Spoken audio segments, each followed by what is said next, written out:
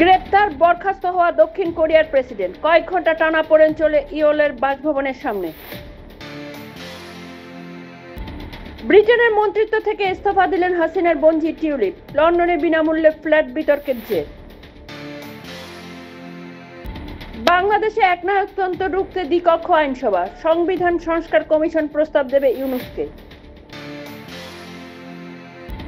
ভারত বাংলাদেশে সীমান্ত উত্তেজনা নেই, ডেপুটি হাই কমিশনারকে তলবের পর বিবৃতি বাংলাদেশে। জুলাই আগস্টের মধ্যেই ভোটের আয়োজন করা সম্ভব, ইউনূসের উপর চাপ বাড়ালেন বিএনপি নেতা ফখরুল।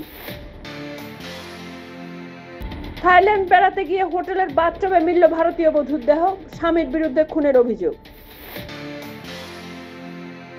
খরচ ঘন্টায় প্রায় 2 লক্ষ টাকা, ঘর বাঁচাতে দমকল ভাড়া করছেন লস অ্যাঞ্জেলসের ধনকুবেররা।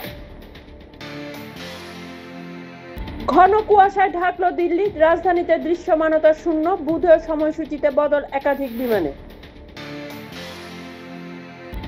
রুশ সেনাবাহিনীতে কর্মরত কেরলের বাসিন্দার মৃত্যু, মস্কোকে কড়া বার্তা দিয়ে বাকিদের মুক্তির দাবি দিল্লির।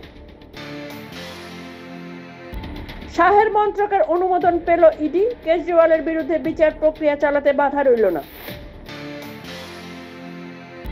স্কুলে বোমাতঙ্ক ঘিরেও রাজনীতির তরজা ভোটের দিল্লিতে, ধৃত ছাত্রকে নিয়ে আপকে নিশানা বিজেপি। নিহত সাংবাদিকের পরিবারকে 10 লক্ষ টাকা আর্থিক সাহায্যের ঘোষণা ছত্তিশগড় সরকারের। ফোনে কথা বলতে বলতে রেল লাইনের ধারে হাঁটছিলেন নার্সিং কলেজের প্রিন্সিপাল, ট্রেন আসতেই ঝাঁপ দিলেন। ঘটনাটি ঘটেছে উত্তরপ্রদেশের বারাণসীতে। ধর্ষণের পর তরুণীকে সিগারেট ও গরম তাওয়ার ছেঁকা, অভিযুক্ত স্বামীকে খুঁজছে মহারাষ্ট্র পুলিশ।